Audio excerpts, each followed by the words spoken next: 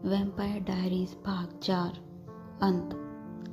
मैंने कमर से तलवार निकाली और उस पर वार करने ही वाला था, तभी बहुत सारे जंगली चमगादड़ों ने हम पर एक साथ हमला कर दिया, जैसे कि उन्हें किसी ने हमें रोकने का आदेश दिया हो। हम थोड़ा पीछे हट गए। किस्मत से बाबू काका के पास इसका उपाय पहले से ही था। उन्होंने जेब में से एक लकड़ी की छोटी डंडी निकाली और सीटी की तरह उसे फूंकना शुरू किया, और फिर किसी चमत्कार की तरह सारे चमगादड़ वापस चले गए। लेकिन सामने खड़ा नंदू उसी वक्त मुझ पर कूद पड़ा। वह मुझे अपने नुकीले दांतों से काटना चाहता था ताकि मैं भी उन जैसा ही बन जाऊं, पर मैंने उसके मुंह में पत्थर भर दिया और उसके जबड़े पर एक जोरदार मुक्का मारा, जिस वजह से पत्थर उसके पेट में चले गए और उसके मुंह से खून बहने लगा। तभी काका बोले, जल्दी करो, हमें ऊपर भी पहुंचना है। और मैंने म्यान से तलवार निकालकर नंदू का सिर धड़ से अलग कर दिया। मैं जब पहाड़ की चोटी पर पहुंचा तब तक चंद्र ग्रहण शुरू हो चुका था और वह शैतान का सरताज एक बड़े काले पत्थर के ऊपर में बैठा मेरी ओर पीठ करके बैठा था। वह मौत का मंजर देखकर मेरे दिल में बिजली का झटका सा लगा, जिसे मुझे डर और ताकत का एहसास एक साथ हुआ। शैतानों का बादशाह मेरी ओर पीठ करके चंद्र ग्रहण के आखिरी पल गिन रहा था और शायद अपनी मौत का इंतजार कर रहा था। बाबू काका चोटी पर पहुंचने से पहले ही मुझे इशारा करके छुपके से घनी झाड़ियों में चले गए। मैं चलते चलते उसकी पीठ के सामने जाकर खड़ा हुआ। चंद्र ग्रहण खत्म होने में थोड़ा सा समय बाकी था, तभी वह अजीब और जानलेवा आवाज निकालते हुए पीछे मुड़ा। जब उसने मुझसे नजरें मिलाई तब मुझे ऐसा लगा काटो तो मेरे बदन में खून भी नहीं है। वो मेरी जिंदगी का सबसे भयानक मंजर था। वह नर पिशाच उठ के 2 पैरों पर खड़ा हुआ। उसका कद तकरीबन 7 फीट का था। कान लंबे और नुकीले तेजाब सी लाल आंखें थी।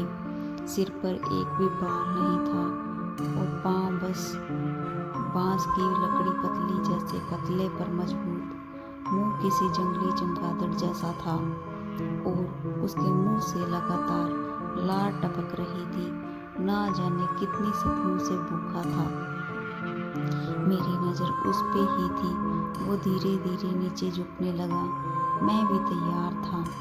वो मेरी ओर किसी जंगली भेड़िए की तरह झपटा। एक बड़ी छलांग लगाते हुए वह मुझ पर कूदा। मैं उसका निशाना चूक कर आगे निकल गया, क्योंकि मैं बस समय निकाल रहा था। चंद्र ग्रहण खत्म होने का इंतजार। चंद्र ग्रहण खत्म होने में बस कुछ ही पल बाकी थे और तभी मैंने उस शैतान को ललकारा। बस शैतानों के बादशाह इतना ही कर सकता है तो मेरे शहर। यह शब्द सुनने के बाद वह पागलों की तरफ चिल्लाने लगा। एक पल के लिए मुझे लगा शायद मैंने उसे कुछ ज्यादा ही भड़का दिया है। वह आसमान की तरफ देखकर दहाड़ रहा था। उसकी दहाड़ इतनी डरावनी थी कि मेरे दिल की धड़कनें 2 गुना तेज हो गई थी। मैंने उसकी बैठने की जगह पर जाकर खड़ा हो गया। तब तक चंद्र ग्रहण खत्म हो चुका था। चांद की रोशनी जमीन तक आने लगी थी। मैंने कमर से खंजर निकाल के आसमान में चांद की रोशनी में चमकाया, गुप्त योजना रची और डट के उसकी आंखों से आंखें मिलाई। वह गुस्से से तिलमिला रहा था। जब मेरी योजना अपने अंतिम चरण में थी और मेरे पीछे खड़े थे बाबू काका, जो अपना काम कर चुके थे। उन्हें मैंने संदूक लाने भेजा था, जो कि शैतान का जन्म स्थान है।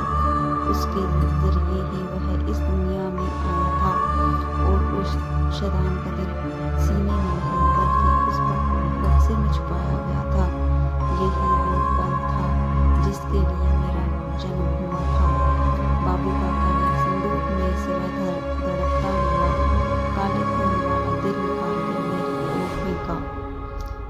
वक्त मैंने भी उस दिल की तरफ बिजली की रफ्तार से छलांग लगाई और वह नर पिशाच भी अपनी पूरी शक्ति से मेरे पीछे झपटा।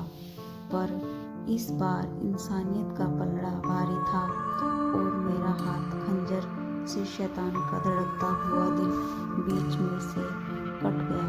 पर अनहोनी अभी बाकी थी। शैतान ने मरते मरते मुझे काट लिया है। बाबू काका छोटे सरकार कहते हुए मेरे पास आए। उनकी आंखों में आंसू थे। मैंने कहा, मेरा काम पूरा हुआ बाबू काका, अब गांव वापस बस सकता है। मेरे पास समय कम है क्योंकि वो दंश नर पिशाच का है जिसका मौत के अलावा कोई इलाज नहीं। मैं एक पत्थर को पीठ लगा के बैठा हूँ और बाबू काका को अलविदा कह दिया क्योंकि मुझे महसूस हो रहा है कि मैं भी नर पिशाच बन रहा हूँ। मेरी बात मान के काका गाँव को सूचित करने निकले हैं। मैं सिर्फ सूर्योदय के कुछ ही क्षण बाकी हैं और अपनी पर्सनल डायरी में मेरी जिंदगी के आखिरी शब्द लिख रहा हूँ और मेरे सामने पड़ा है वही तीसरा खंजर जिस पर शैतान के बाद अब मेरा खून लगने वाला है। अलविदा प्यारी दुनिया। इसी के साथ इस कहानी का